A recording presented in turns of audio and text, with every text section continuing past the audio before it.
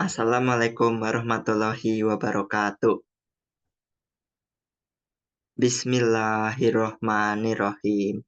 Inna alhamdulillahi najmaduhu wa nasta'inuhu wa nastaghfiruhu wa na'udzu billahi min syaruri anfusina wa sayyiati a'malina man yahdihillahu fala mudilla lahu wa ma yudlil lil fala hadilahu wa ashhadu an la ilaha illallah wa ashhadu anna muhammadan abduhu wa rasuluhu. Allahumma sholli wa salim ala Muhammad wa ala alihi wa ashabihi wa man tabi'ahum bi ihsani illa yaumiddin. Qala Allahu ta'ala ya ayyuhalladzina ladaina amanu taqullaha haqqa tuqatihi wa la tamutunna illa wa antum muslimun. Wa qala Allahu ta'ala ya ayyuhan nasu taqu rabbakumul ladzi khalaqakum min nafsi wahidatin wa khalaqa minha zawjaha wa basa humar rijala kasiram wa nisaa wa taqullaha ladzi tasaaluna bihi wal arhama innallaha kana 'alaikum raqib. Wala taqrabu zina innahu kana fahisatun wa sa'a sabila. Kaum muslimin yang dirahmatin oleh Allah Subhanahu wa taala, bersyukur kepada Allah yang tidak pernah lepas memberikan nikmatnya kepada kita. Nikmat yang diberikan tersebut jumlahnya sangat banyak. Jika kita hitung, tiada satupun makhluk yang mampu menghitungnya. Salawat dan salam semoga tercurah kepada Rasulullah SAW, Rasul yang selalu mencintai dan menyayangi umatnya. Kecintaannya kepada umat tidak hanya ketika dia hidup saja, bahkan sampai di hari kiamat tetap beliau mencintai umatnya. Karena itu, kita sebagai umatnya, mari senantiasa memberikan sholawat kepada beliau. Paling tidak membacakan Allahumma sholli ala Muhammadin wa ala ali Muhammad. Kaum muslimin yang dirahmati oleh Allah, di antara perbuatan yang dilarang oleh dan bertentang dalam masyarakat, serta jika dilakukan akan mendatangkan bahaya yang nyata adalah berbuat zina. Ia juga termasuk kepada golongan dosa-dosa besar selain syirik, serta memiliki bobot setingkat di bawah pembunuhan. Sebuah hadis menyebutkan, Rasulullah pernah bersabda, tidak ada dosa yang lebih besar setelah syirik daripada menuangkan setetes mani oleh seorang laki-laki kepada kemaluan perempuan yang tidak halal baginya. Hadis riwayat Ahmad Ibnu Hibban. Riwayat Imam Ahmad menyatakan, aku tidak mengetahui sebuah dosa-dosa besar setelah membunuh jiwa yang lebih besar dari dosa zina. Selain itu, perbuatan zina merupakan salah satu sebab putusnya seorang anak dengan anaknya, rusaknya kehormatan dan kesucian diri, serta sebab timbulnya pengerusakan terhadap keharmonisan rumah tangga antara suami dan istri. Melihat akibat yang timbul dari perbuatan zina, sebagaimana disebutkan di atas, sangat pantas ia tergolong kepada perbuatan yang keji dan wajib untuk dijauhi. Seperti yang disebutkan Allah dalam firman-Nya, Bismillahirrahmanirrahim. Wala taqrabu zina innahu kana fahisatan wa sa'a sabila. Dan janganlah kamu dekati zina, karena sesungguhnya zina itu adalah suatu perbuatan yang keji dan suatu jalan yang buruk. Quran Surat Al-Isra ayat 32.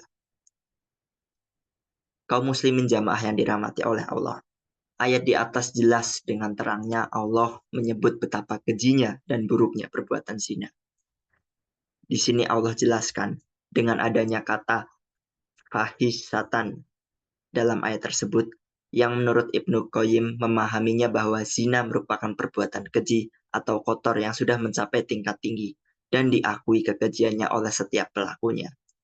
Ayat di atas juga memberitahukan kepada kita bahwa zina adalah seburuk-buruk jalan karena ia merupakan jalan menuju kebinasaan dan kehinaan di dunia serta mendatangkan siksa dan azab di Allah di akhirat.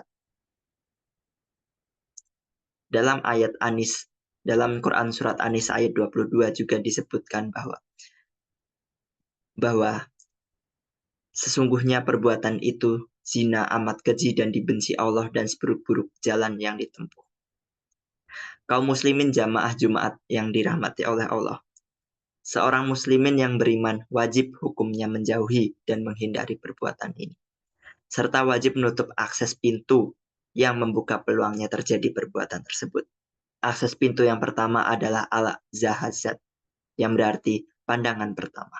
Ini bisa dikatakan sebagai timbulnya syahwat. Ia merupakan awal sebab timbulnya segala bentuk kejahatan dan kedurhakaan. Maka, barang siapa yang melepaskan pandangan tanpa kendali, niscaya dia akan menjerumuskan dirinya sendiri pada jurang kebinasaan. Rasulullah juga bersabda, janganlah kamu ikuti pandangan pertama itu dengan pandangan berikutnya. Pandangan boleh buat kamu, tapi tidak dengan pandangan selanjutnya. Hadis riwayat At-Tirmidzi. Dalam hadis riwayat Ahmad, Rasulullah bersabda, pandangan itu adalah panah beracun dari iblis. Maka barang siapa yang memalingkan pandangannya dari kecantikan seorang wanita, ikhlas karena Allah semata, maka Allah akan memberikan di hatinya kelezatan sampai pada hari kiamat. Kaum muslimin yang dirahmati oleh Allah, pandangan adalah asal muasal datangnya musibah yang menimpa manusia. Sebab pandangan itu akan melahirkan lintasan dalam benak. Kemudian lintasan itu akan melahirkan lintasan dalam benak. Kemudian lintasan itu akan melahirkan pikiran, dan pikiran itulah yang melahirkan syahwat. Dari syahwat itulah timbul keinginan. Kemudian keinginan itu menjadi kuat dan berubah menjadi niat yang bulat. Akhirnya, apa yang tadinya melintas dalam pikiran menjadi kenyataan. Dan pasti terjadi selama tidak ada yang menghalanginya. Maka solusi terhadap hal ini adalah bersabar. Karena ia lebih ringan dibanding harus menanggung beban penderitaan yang ditimbulkan. Kaum muslimin jamaah yang berbahagia. Kedua adalah al-khotorat, yaitu pikiran yang melintas di dalam benak. Di sini merupakan tempat dimulainya segala aktivitas, yang baik maupun yang buruk.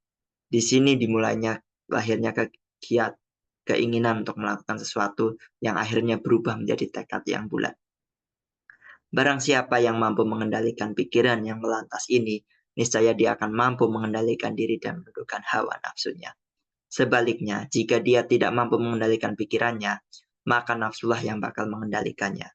Maka siapa yang menganggap remeh hal ini, dipastikan akan terseret dalam kebinasaan meski tanpa dia sadari.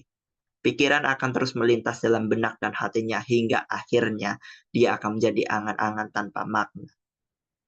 Angan-angan adalah sesuatu yang sangat berbahaya bagi manusia. Dia lahir dari sikap ketidakmampuan sekaligus kemalasan, dan melahirkan sikap lalai yang selanjutnya penderitaan dan penyesalan. Ia hanya mendapatkan realita yang diinginkannya sebagai pelampiasannya. Semua itu sedikit pun tidak akan membawa manfaat sama sekali bagi mereka. Orang yang paling jelek cita-citanya dan paling hina adalah orang yang merasa puas dengan angan-angannya. Dia selalu berpegang dengan angan-angannya dan merasa bangga dan senang dengannya. Allah mengingatkan, angan-angan adalah modal orang yang akan menuju kehancuran, serta makan pokok bagi orang yang jiwanya kosong, yang bisa merasa puas dengan gambaran dan hayalan serta angan-angan palsu. Ketiga, ada al-lafaz, yaitu ungkapan kata-kata. Dalam hadis riwayat At-Tirmidzi, Rasulullah pernah ditanya tentang hal yang paling banyak memasukkan manusia dalam neraka. Maka beliau menjawabnya mulut dan kemaluan. Cara menjaga al-lafaz dengan mencegah keluar kata-kata atau ucapan dari yang tidak bermakna atau tidak bernilai, misalnya dengan tidak berbicara kecuali dalam hal yang diharapkan bisa memberikan keuntungan dan tambahan menyangkut masalah keagamaan. Bila ingin berbicara, hendaklah berpikir tentang adanya manfaat dan keuntungan dari yang diucapkan. Jika dia mampu melakukannya, maka akan mendatangkan keselamatan baginya. Seperti yang disabdakan Rasulullah, man somatan naja, yang artinya, barang siapa diam, niscaya dia selamat. Hadis riwayat Artumusi. Keempat, al-khutwat, yaitu langkah yang nyata untuk berbuat. Maka cara mencegah langkah ini adalah dengan berkomitmen untuk tidak menggerakkan kaki menuju perbuatan tersebut. Sebaliknya, dia palingkan langkah kepada tempat yang diharapkan mendatangkan pahala dari Allah. Bila langkah kakinya itu tidak mendatangkan pahala, maka dia akan mengurungkan langkah tersebut.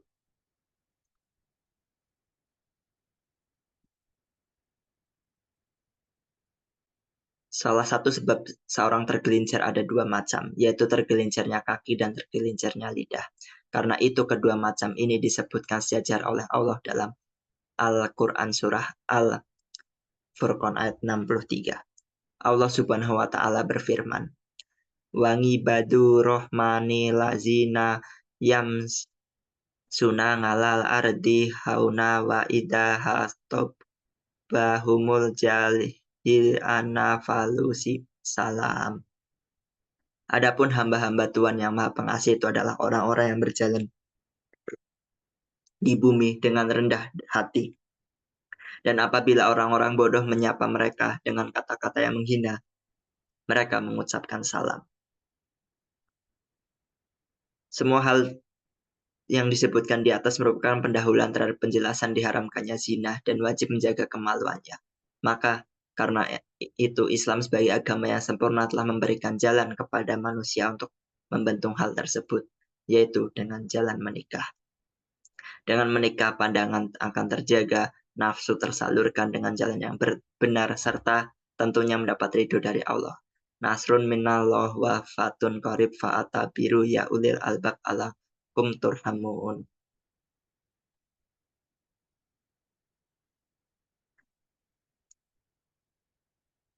Bismillahirrahmanirrahim. Innal alhamdulillahi nahmudu wa nasta'inuhu wa nastaghfiruhu wa na'udzubillahi min syururi anfusina wa ma sayyiati a'malin man yahdihillahu fala mudilla lahu wa man yudlil fala hadiya lahu wa ashhadu anna ilaha illallahu wahdahu la syarika lahu wa ashhadu anna sayyidana Muhammadan abduhu wa rasuluhu.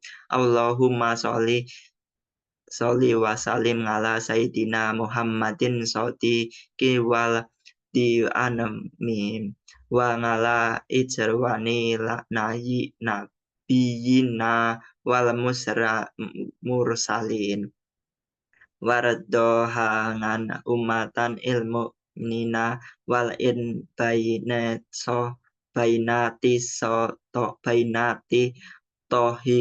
tohirin wangana lahu lafa rosidim la abi bakri wa ngamuro was musa wang musmana wangalimin wangana animati mutadim abi hatni fata wa maliki wasafingi ya wa madan wanganal diliyadi wasolihin amma ba'du. Demikian khutbah yang dapat saya sampaikan. Apabila terdapat kesalahan, mohon dimaafkan karena kesempurnaan hanya milik Allah Subhanahu wa Ta'ala. Terima kasih. Wassalamualaikum warahmatullahi wabarakatuh.